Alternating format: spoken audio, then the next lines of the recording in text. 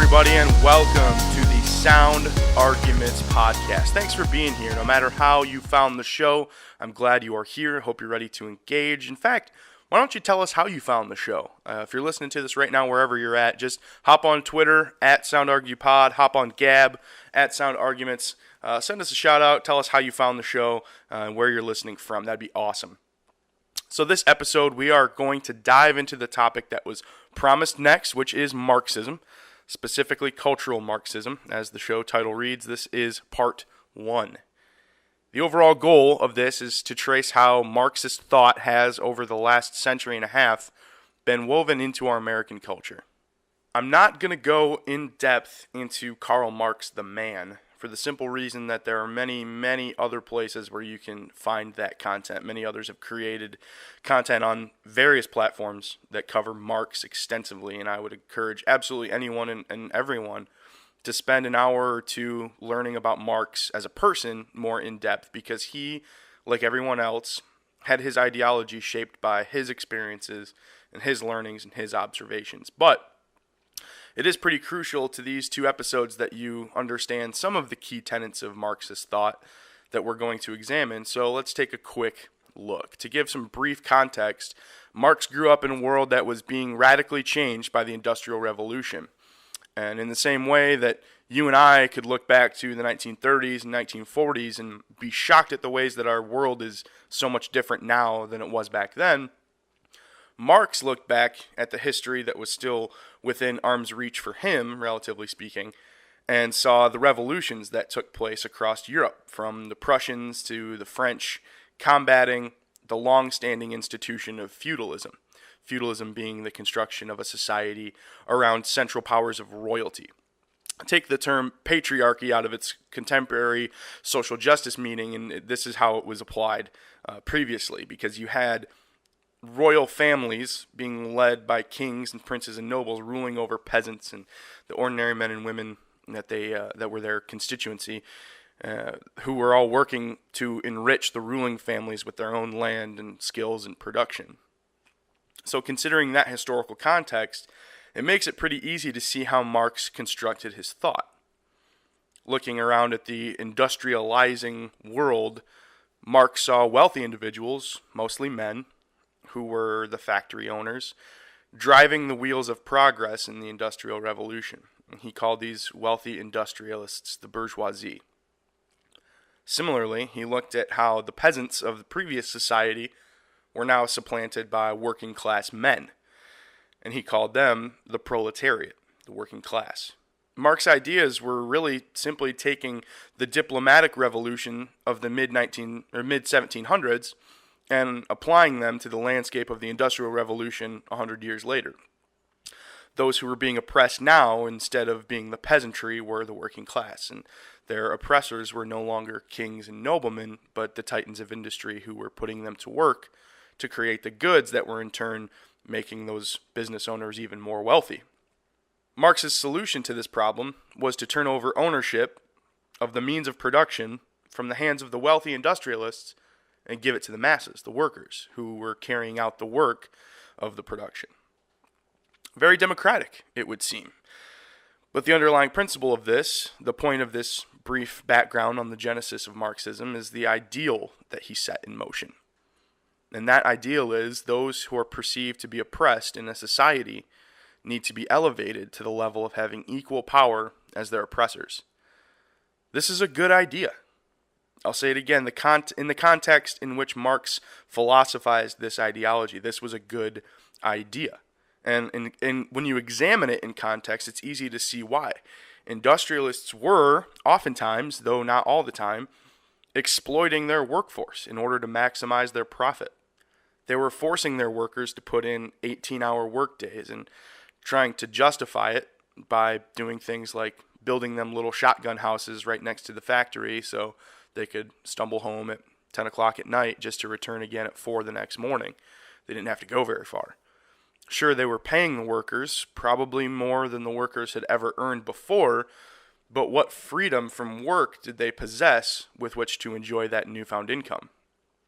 Marxist thinkers were responsible for many, many good things, good pieces of legislation that were designed to protect the industrial worker, elevating the worker, giving them bargaining power through things like labor unions and balancing the landscape of power in the industrial world so that the workers were able to take their wealth, relative wealth to what they previously had anyways, and also have the freedom to enjoy it. Americans in particular, they thrived on these new ideas. Marxist passed away in the late 1800s, and Marxist thinkers were quickly spreading his ideas across the industrialized world. And within just a few decades, people like Henry Ford were employing thousands to churn out Model Ts by the hundreds, and many people flocked to centers of industry like Detroit for a chance to change their lives, going from poor sharecroppers to owning their own homes and having more than enough to provide for their families. Truly a radical change in just decades, not really even truly one generation. All this to say, Marxism essentially won the victory it was initially conceived to win.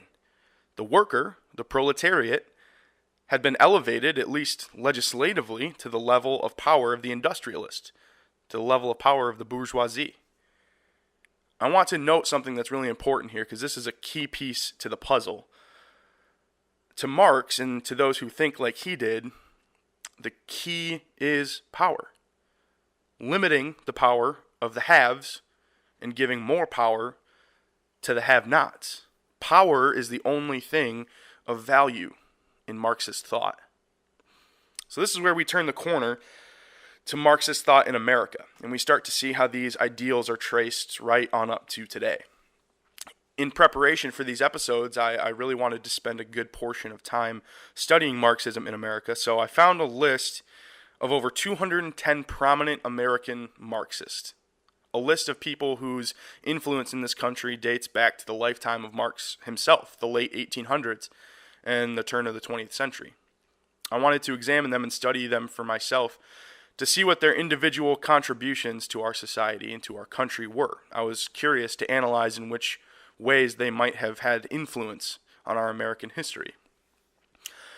What I found was pretty interesting. I found a list with some somewhat familiar names, people like Jerry Rubin, whose professed Marxism is notably ironic because after spending the 1960s and 1970s describing himself as a, quote, yuppie, unquote, who would fill his days by, quote, dancing outside the walls of power, unquote, he moved on to spend the 1980s as a Wall Street executive and made quite a bit of money.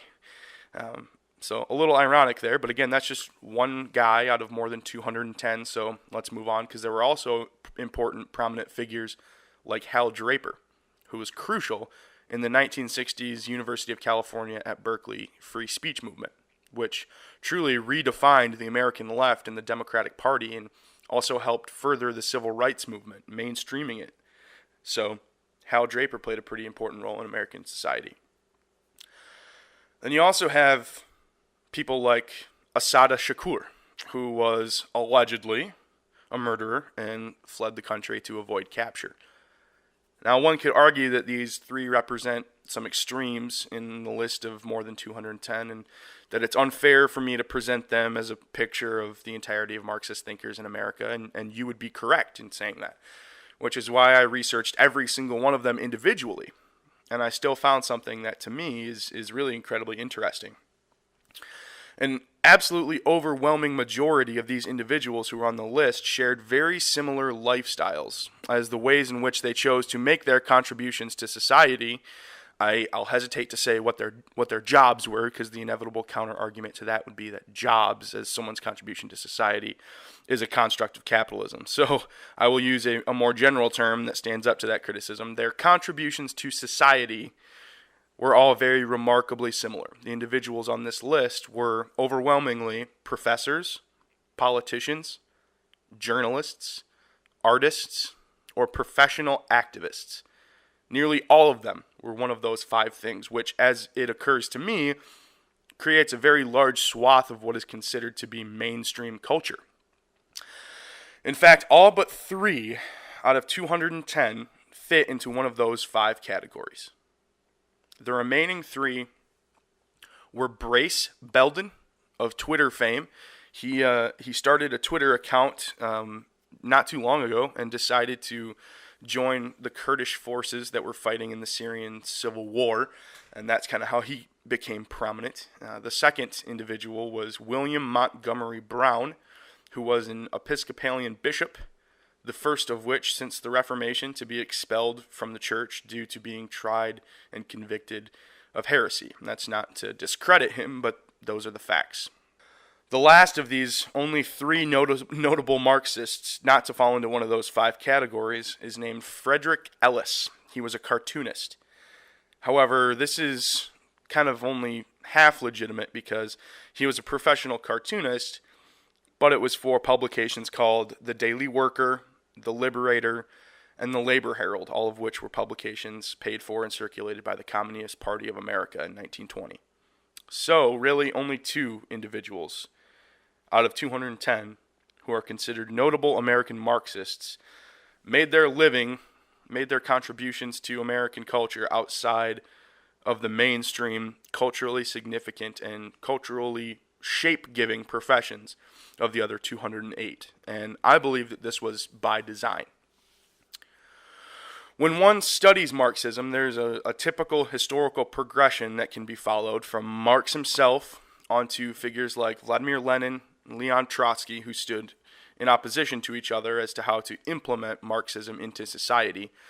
Lenin ended up with statues made of him in cities in Russia named after him, like Leningrad, and Trotsky ended up murdered in exile with an ice pick in his head. So, foreshadowing, you could say, of what happens when you have the wrong opinion in a Marxist society. But I digress. The labor movement did a lot of excellent things and necessary things in the industrial world, and after those battles were won, and with World War II brewing, a group of Marxists in Germany who were Jewish fled the threat of death at the hands of Nazis and came over to America to set up camp at Columbia University in New York. And these individuals became known as the Frankfurt School. Well, in America, in this time of history, the original fight of the Marxists had really already been won, as we had said earlier. The proletariat and the working class had been given legal rights and tools with which to elevate their level of power to be in good standing and in equal footing as the powers that were employing them, the titans of industry. So, in a landscape like that, what is an ambitious Marxist thinker in a society like that to do? The answer was to create what has been probably the single most influential ideology of the last century when it comes to American academia. It's called critical theory, and it was the result of looking at literally everything around us, especially society itself, and then applying Marxist thought to all of those things. Recall that Marxist thought is the identification of those who are oppressed and identifying who is doing the oppressing, who's the bourgeoisie and who is the proletariat. In a world where the working class has legitimate legislative power, one has to look elsewhere to find the oppressed. In a post-World War II America, those scholars did not have to look very far. African Americans were still suffering under a societal perception that was left over from a bygone era of Jim Crow, and our society needed to, and I would argue that mostly the majority wanted to, make a change. And so we created legislation to raise the power of those who were marginalized, the African American community, to be equal from a legal standpoint, and even through, through affirmative action, elevate people to the same level of those who are being oppressive. And the hope being that popular opinion would then follow, and we could legislate attitudes into society that would affect popular opinion. And by and large, it did. This all happened in the Truman and Eisenhower and Kennedy administrations. So, another victory won for Marxist thought. So, now tell me, what does one with a scholarly background in Marxism, brought up to fight these battles, which were already largely won, do with their livelihoods after that? How does one whose life has been devoted to these ideals continue to educate and proselytize in the name of Marxism and the shining new example of academic rigor, critical theory?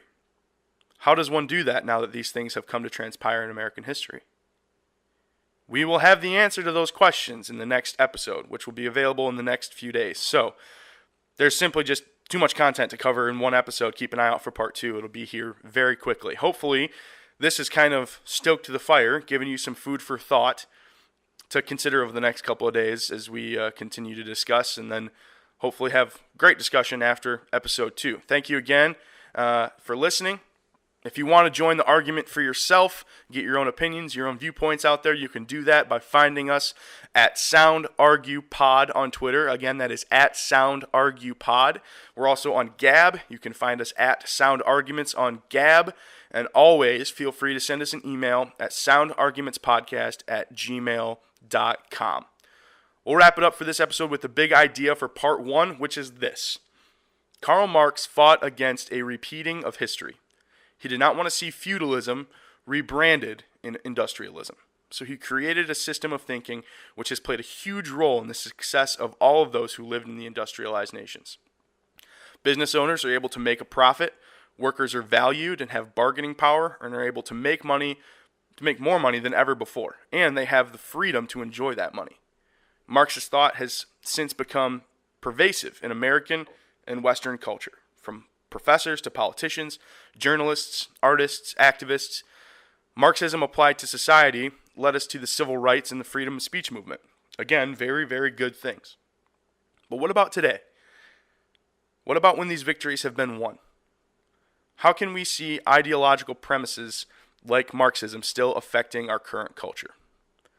We're going to tackle that in a few days. Until then, that is it for this episode. It's been the Sound Arguments Podcast. Thanks for listening, and as always, be sure to subscribe on iTunes and YouTube. We will talk to you next time.